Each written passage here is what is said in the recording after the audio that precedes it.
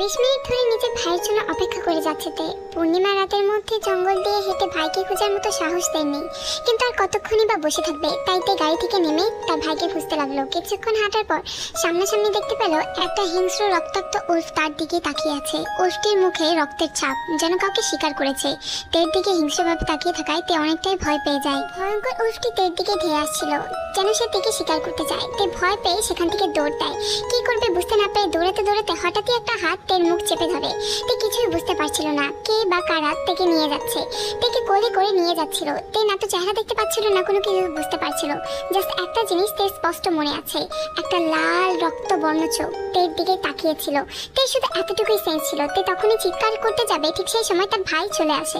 তোকে না বলছিলাম গাড়ি থেকে নামবি না, তুই জঙ্গলের মধ্যে কেন আসলি? তে কি বলবে কিছু বুঝতে পারছে না। তার 1 সেকেন্ডের মধ্যে এইসব কিছু হয়ে গেল। সে এটা সুকাকে কি বলবে, আর বললেও তো সুকা বিশ্বাস করবে না। তের কাছে মনে হচ্ছিল যে 5 সেকেন্ড কিংবা 2 সেকেন্ডের মধ্যে ঘটনাগুলো ঘটে গেল।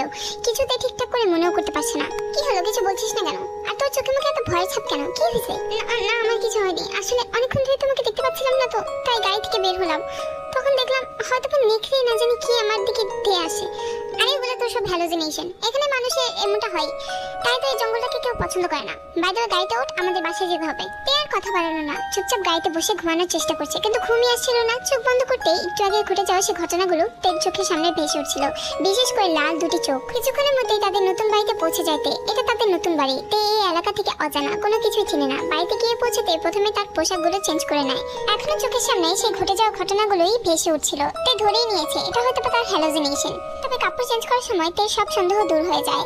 তের শরীরের একটা অংশে স্পষ্ট কারো 5 আঙ্গুলের ছাপ ছিল।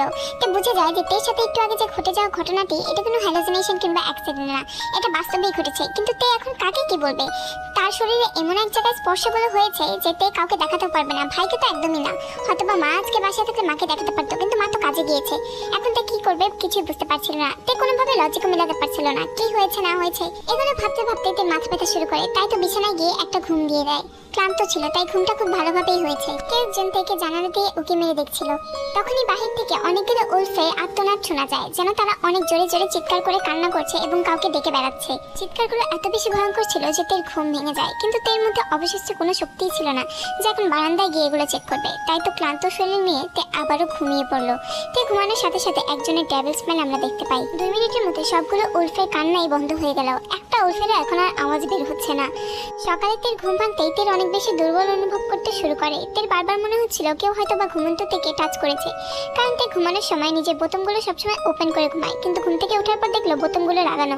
তে কোনো কিছু মেলাতে পারছে না, কারণ তের বেডরুমের দরজাটাও ভিতর থেকে লক করা। তাহলে কি হলো তের সাথে যে বোতামগুলো অটোমেটিক লেগে গেল? এমনটা হওয়া সম্ভব না।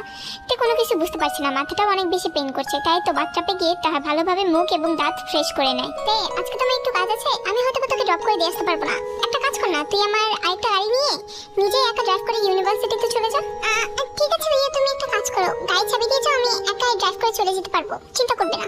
আচ্ছা ঠিক আছে, তাহলে তুই এটাই কর। আর ইউনিভার্সিটিতে যাওয়ার পর আমাকে একটা কল দিস। তো সুগা বেরিয়ে যাওয়ার পর তেও ইউনিভার্সিটিতে যাওয়ার জন্য গাড়ি নিয়ে বের হয়ে যায়। আসলে তের মনটা খুবই ভালো ছিল, কারণ অনেকদিন ধরেই ওর ড্রাইভ করতে মন চাইছিল। আর যেহেতু আজকে একা গাড়ি পেয়ে গেছে, তার মানে তো তে উড়াধুরা চালাবে।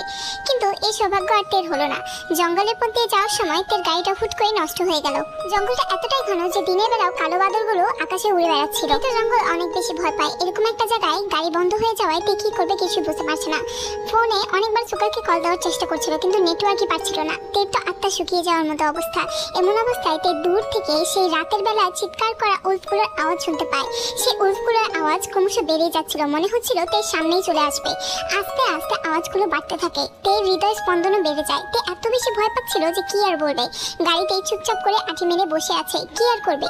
হুট করে সে উল্ফগুলোর আওয়াজ বন্ধ হয়ে গেল। তে যেন নিজের মধ্যে জীবন ফেরত পেয়েছে। ঠিক সেই সময় তে দেখলো সেই রোড দিয়ে আরেকটা গাড়ি আসছে। তে কোনো কিছু না বুঝেই গাড়ি থেকে নেমে ওই গাড়িটির সামনে দাঁড়িয়ে পড়ে। গাড়ির ভিতরে কেউ আছেন? আসলে আমি না অনেক বড় একটা বিপদে পড়েছি, আপনাদের কাছে কি মোবাইল হবে? আমি আমার ভাইকে একটা কল দেবো প্লিজ। 1 মিনিট হয়ে গেল গাড়ির ভিতর থেকে কোনো সারা শব্দই আসছে না। দেখুন, অনুগ্রহ করে আমাকে দয়া করুন, আমি অনেক বড় বিপদের মধ্যে আছি। আপনাদের কাছে যদি কোনো মোবাইল ফোন থাকে তাহলে আমাকে দিন, যেন আমি আমার ভাইয়ের সাথে কন্ট্যাক্ট করতে পারি। কিছুক্ষণ পর কেউ একজন গাড়ির উইন্ডোটা খুলে হাতে করে তেকে মোবাইলটা দিল। হাতটা পুরো ধবধবে ফর্সা ছিল। তে কোনো কিছু না ভেবেই মোবাইলটা হাতে নিয়ে সুগাকে কল করার ট্রাই করে, কিন্তু সেখানেও নেটওয়ার্ক প্রবলেম হচ্ছিল। তে কোনোভাবেই সুগার সাথে কন্ট্যাক্ট করতে পারছিল না। কিছুক্ষণের মধ্যে গাড়ির ভিতর থেকে কেউ একজন মোবাইলটা ফেরত চাইল। দেখুন, আমি কোনোভাবেই আমার ভাইয়ের সাথে কন্ট্যাক্ট করতে পারছি না, আপনি কি একটু কষ্ট করে আমাকে তখনই গাড়ির গ্লাসটা নিচে নামিয়ে ভিতর থেকে কেউ যেন উত্তর দিল, না আমি তোমাকে সাহায্য করতে পারবো না। গাড়ির ভিতরে থাকা ছেলেটির দিকে তাকিয়ে তে জাস্ট হতভম্বের মতো তাকিয়ে থাকে। এত সুন্দর ছেলেটি কখনোই দেখেনি। চেহারাটা এত বেশি অ্যাট্রাকটিভ ছিল যে যে কেউ প্রথম দেখাতে তাকিয়েই থাকবে। চোখগুলো চিকচিক করছিল, ব্রাউন কালারের চোখ, চুলগুলো লম্বা লম্বা, ঠোঁটগুলো একদম লাল টুকটুকে রক্তের মতো, যেন লিপস্টিক দিলেও এত বেশি লাল হবে না। চেহারাটা অনেক বেশি অ্যাট্রাকটিভ। এত সুন্দর ছেলে দেখার পর তের মুখ দিয়ে তার কথাই বের হচ্ছিল না। আমতা আমতা করেই জাঙ্কুকের সাথে কথা বলছিল। বললাম তো আমি তোমার কোনো সাহায্য করতে পারবো না। তখনই অনেক দূর থেকে সেই ভয়ঙ্কর উল্ফগুলোর আত্মচিৎকার শোনা যায়। এটা দেখার পর তে জাঙ্কুককে বলে, দেখেন আমাকে সাহায্য করেন। এই দেখেন এই ভয়ঙ্কর উল্ফগুলো হয়তো বা জঙ্গলে ছড়িয়ে ছিড়িয়ে আছে। আপনি যদি আমাকে এখানে রেখে যান তাহলে ওরা আমাকে খুবড়ে খুবড়ে খেয়ে ফেলবে। আপনি প্লিজ আমাকে এই বিপদ থেকে রক্ষা করুন, আমাকে সাহায্য করুন। আমি তো এই উল্ফগুলোর চাইতেও বেশি ভয়ঙ্কর। কথাটা জাঙ্কুক মনে মনে বলল, প্লিজ দয়া করে আমাকে ইউনিভার্সিটি পর্যন্ত পৌঁছে দিন। ঠিক আছে, যেমনটা তোমার ইচ্ছা। এটা বলার পরে জাঙ্কুক থেকে গাড়িতে বসিয়ে ড্রাইভ করতে শুরু করে। কিছুক্ষণ পর জাঙ্কুক জোরে জোরে নিঃশ্বাস নিতে শুরু করে, কারণ তের শরীরের ঘ্রাণ জাঙ্কুক কোনোভাবে সহ্য করতে পারছিল না। জাঙ্কুক নিজের আউট অফ কন্ট্রোলে চলে যাচ্ছিল। তের শরীর থেকে বের হওয়া সুঘ্রাণ জাঙ্কুককে পাগল করে দিচ্ছিল, যেমন এক নেশার মতো। এই সম্পূর্ণ ব্যাপারটা নোটিস করে যে জাঙ্কুকের কোনো একটা কিছু হচ্ছে। আপনি ঠিক আছেন? আপনার কি পানি লাগবে? শ্বাসকষ্ট হচ্ছে? জাঙ্কুক কিছুই বলল না, গাড়ির স্পিডটা অনেক বেশি বাড়িয়ে দিল। কি ব্যাপার, আপনি এরকম ভাবে চালাচ্ছেন কেন? আপনি কিছু হয়েছে? উফ, তুমি কি চুপ থাকতে পারো না? কথা না বলে কি তোমার হয় না? তে আর কিছুই বলল না, একদম চুপ হয়ে গেল। কিন্তু জাঙ্কুকের তো আর সহ্য হচ্ছিল না। তের উপস্থিতি, তের শরীরের সেই সুঘ্রাণ এবং তের কথাবার্তা সবকিছুতেই জাঙ্কুক একদম নেশার মতো ডুবে যাচ্ছিল। জাঙ্কুকের কাছে এই সবকিছু একটা মারাত্মক নেশার মতো লাগছিল, যে নেশায় সে একবার আসক্ত হয়ে গেলে এর থেকে আর বের হতে পারবে না। গাড়ি চালাতে চালাতে জাঙ্কুক একদম ভার্সিটির পাশাপাশি চলে আসে, কিন্তু জাঙ্কুক তার নিজের আউট অফ কন্ট্রোলে চলে যাচ্ছে। তেকে আর সহ্য হচ্ছে না। তে আরেকটু বেশিক্ষণ থাকলে জাঙ্কুক নিজেকে আর সামলাতে পারবে না, নিজের আসল রূপে চলে আসবে। তাই তো জোর জবরদস্তি গাড়িটা এক সাইড করে তেকে ধাক্কা মেরে গাড়ি থেকে বের করে দেয়। ঘটনাটি এত তাড়াতাড়ি ঘটে যায় যে তে এই ঘটনার কোনো ব্যাখ্যা খুঁজে পায় না। আশ্চর্য তো, এই লোকটা এমন করলো কেন? একটা মেয়ে মানুষের সাথে কেউ এরকম ব্যবহার করে? তে বেচারি আর কি করবে, হাঁটতে হাঁটতে ভার্সিটির দিকে যেতে থাকে। ভার্সিটি এখন আর মাত্র 2 মিনিটের রাস্তা। তে হাঁটতে হাঁটতে জাঙ্কুককে বকতে থাকে, কারণ জাঙ্কুক যখন তাকে ধাক্কা দিয়ে ফেলে দিয়েছিল তখন তে পায়ের পাশে একটু ব্যথা পেয়েছে। তাই জাঙ্কুককে বকতে বকতেই সে ভার্সিটি পর্যন্ত চলে আসে। তের কাছে এই পরিবেশটা একদমই নতুন, এই জায়গার কাউকেই সে চেনে না। তাই তো সবার সাথে বন্ধুত্ব করার চেষ্টা করছিল। তখনই তের সাথে একটা ফ্রেন্ডও জুটে যায়, জিমিন।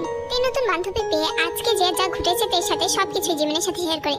কি বলো, তুমি এই জঙ্গলের পাশে থাকো আর এই জঙ্গলের পাশে তোমার সাথে এরকম একটা অ্যাক্সিডেন্ট হয়েছে? যাই বলো, তোমার ভাগ্য অনেক ভালো।